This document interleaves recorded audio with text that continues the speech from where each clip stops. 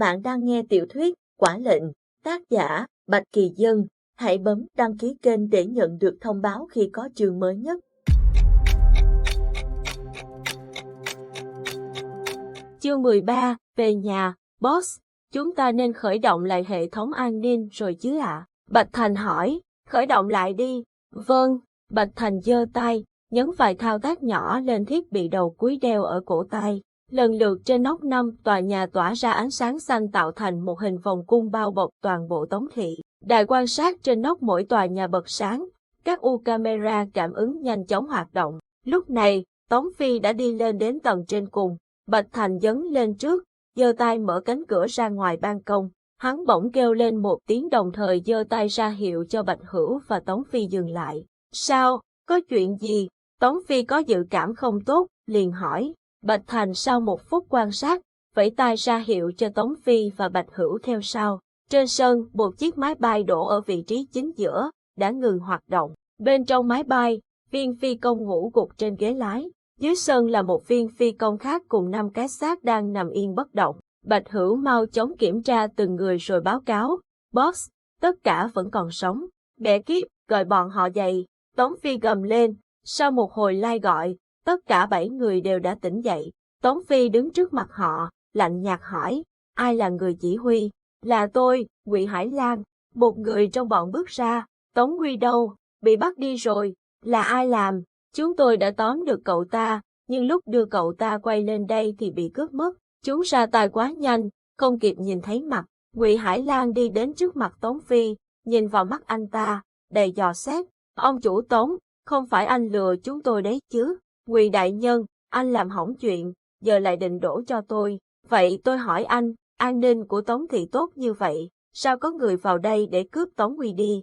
Là do các người làm ăn tắc trách, làm sao tôi biết được? Ông chủ Tống, chuyện này chưa xong đâu. Ngụy Hải Lan trừng mắt lên với Tống Phi, rút điện thoại báo cáo về tổng bộ. Thưa sếp, nhiệm vụ đã thất bại, khốn kiếp, một đội đánh thuê không tóm nổi một thằng oắt sinh viên, chuyển máy cho Tống Phi đi. Ngụy Hải Lan đưa điện thoại cho Tống Phi, phía bên kia một giọng nói lạnh lùng cất lên. Tống Phi, cậu đừng hòng giở trò trước mặt tôi. Đại nhân, người của ông làm hỏng chuyện, tôi chưa tính sổ đâu.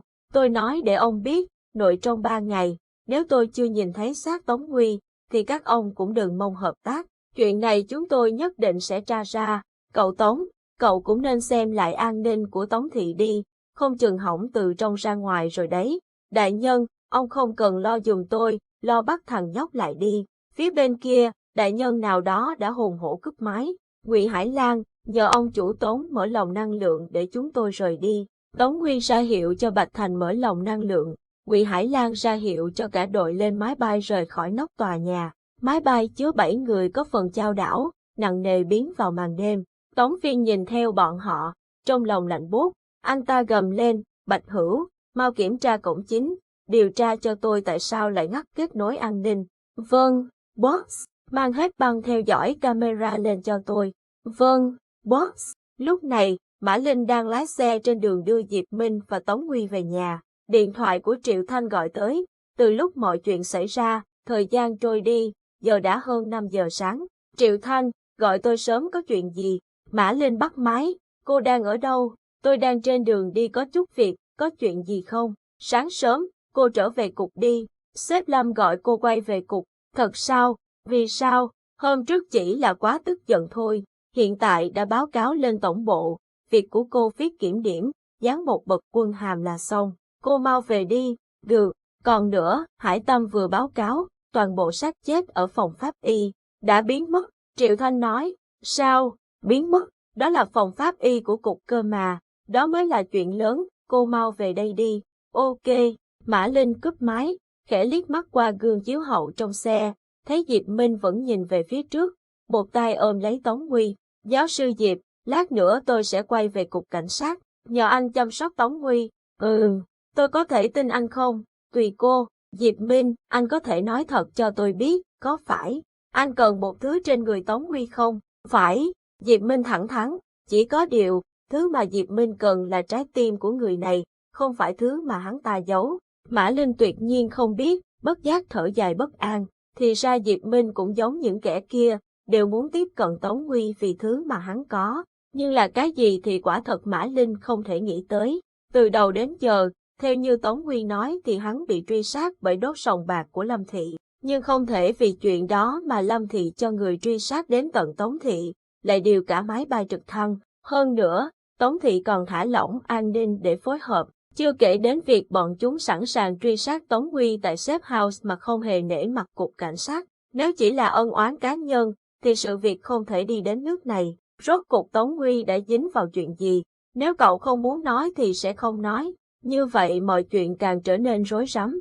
Nhất định phải điều tra những kẻ đứng sau là ai. Vụ án này có liên quan gì đến Tống Huy? Ai là kẻ truy sát? Ai là kẻ bắt cóc? Tất cả bọn họ cần gì? Còn những kẻ vô danh bị tiêu diệt ở Safe House là ai? Vì sao có người mạo hiểm đột nhập vào cục cướp xác? Tại sao lại có thể mang cả 6 cái xác thoát ra ngoài? Mã Linh mông lung suy tính, nhưng không sao chấp nối được sự việc. Trong khi kẻ gây ra chuỗi sự việc liên hoàn này thì nằm kia, ung dung gối lên đùi người ta mà ngủ ngon lành.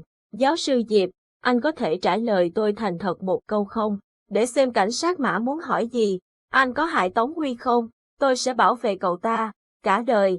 Diệp Minh đáp, được, tôi tin anh, dù anh về phe nào, cũng đừng làm tổn thương anh ấy. Cậu ấy là người tôi không muốn tổn thương nhất trên thế giới này. Mã Linh im lặng tiếp tục lái xe. Tại đường quốc lộ, cách nhà Diệp Minh hơn 1 cây số, anh bảo Mã Linh bỏ chiếc xe ăn trộm lại rồi bế Tống Huy vẫn còn đang ngủ say đi vào con đường nhỏ. Trước khi bắt taxi quay lại cục, Mã Linh còn chộp lấy tay Diệp Minh, nhìn vào mắt anh với tất cả hy vọng. Diệp Minh, bảo vệ anh ấy thật tốt. Tôi linh cảm, chuyện này mới chỉ bắt đầu. Tôi biết rồi, còn nữa, tôi sẽ cạnh tranh công bằng với anh. Cô không cạnh tranh được với tôi. Diệp Minh nói rồi nhanh chóng bế người kia về nhà. Nữ cảnh sát Mã khóc không thành tiếng. Thế này là cướp trên dàn bướp đó giáo sư Diệp. Tôi thân thủ không bằng anh, độ trơ lì cũng thua anh, nhưng tôi mới là mỹ nhân đấy. Anh biết chưa hả giáo sư? Mã Linh thầm nghĩ, nhưng không còn lấy một chút tự tin nào. Tống Huy tỉnh lại trên chiếc giường ấm áp, phía ngoài, nắng chiếu qua khung cửa len lỏi qua bức rèm màu ghi nhạt, lấp lóa chiếu vào khuôn mặt mơ màng của hắn. Tống Huy khẽ nheo mắt lại, giơ tay cản tia nắng chói mắt kia. Hắn nghe thấy xoẹt một tiếng, rèm được kéo lại, nắng cũng thôi không đùa nghịch nữa. Tống Huy từ từ mở mắt, thấy một người đứng dựa vào khung cửa sổ, chăm chú nhìn hắn. Người này hôm nay mặc áo thun dài tay màu trắng ôm sát cơ thể, quần thun dài màu ghi, đi chân trần, tóc mái không chải ngược đạo mạo như mọi ngày mà buông xuống trán, tạo ra một vẻ đẹp trẻ trung mà có phần buông thả. Tống Huy trong một thoáng chốc thấy có phần chói mắt hơn cả tia nắng ban nãy, liền nhắm lại lần nữa rồi từ từ mở ra. Đầu hắn đang chấp nối sự việc từ đêm hôm qua, bất giác giật mình, chồm dậy. Một thứ kéo hắn nằm xuống, đó chính là cái còng tay đang dính hắn vào đầu giường. Tống Huy tức giận giật mấy cái nhưng rốt cục chỉ làm tay hắn bị siết lại, đau đớn. Hắn bất lực nằm xuống, biết có gào lên với kẻ kia thì cũng thế thôi. Anh ta ngang bướng hơn vẻ ngoài tri thức dẫm rất nhiều. Thấy hắn không nói gì, Diệp Minh mới mở miệng hỏi hắn, ngủ có ngon không? Nếu anh tính đấy là ngủ, thì tôi thấy không ngon. Tống Huy bực bội nói, rõ ràng cậu còn mơ hồ nhớ lại, đêm qua Diệp Minh đã dùng thủ thuật bắt hắn ngủ mê mệt, đến mơ cũng không có luôn. Vậy anh cũng là một kẻ bắt cóc, anh cần gì ở tôi? Tống Huy trợn mắt nhìn anh, tôi cần cậu. Mẹ kiếp, giáo sư Diệp, tôi là sinh viên đấy, anh là giáo sư đại học, anh bắt cóc sinh viên, anh xem pháp luật sẽ xử anh thế nào. Mau thả tôi ra, không thả, thả ra. Tống Huy tay giằng chân đạp, làm cho cái chăn bông rơi xuống đất. Diệp Minh không nói thêm nữa, lặng lẽ nhặt chăn đắp lên người hắn. Tiện thể, anh chống hai tay hai bên người Tống Huy, giam hắn ta vào giữa lòng mình, nhìn vào mắt hắn. Tống Huy chạm phải ánh mắt ấy, hoang mang hoảng loạn. Tên này, biến thái thật sao? Hắn thầm nghĩ, anh định làm gì? Tống Huy cựa mình một cách bất lực, Diệp Minh vẫn khóa chặt lấy hắn, nhìn hắn từ trên cao. Mắt Tống Huy quả thật rất giống Lãnh Vu Thần, là một màu nâu nhạt, lông mi dài, đen nhánh phủ xuống mỗi khi hắn chớp mắt, trông quả thật rất sinh động. Khuôn mặt hắn như được chạm khắc, khóe miệng đầy đặn, lúc hắn gào lên trông lại càng như muốn nói, táo mộng này, mau xơi đi. Này, anh cút xuống cho tôi, anh bị biến thái à?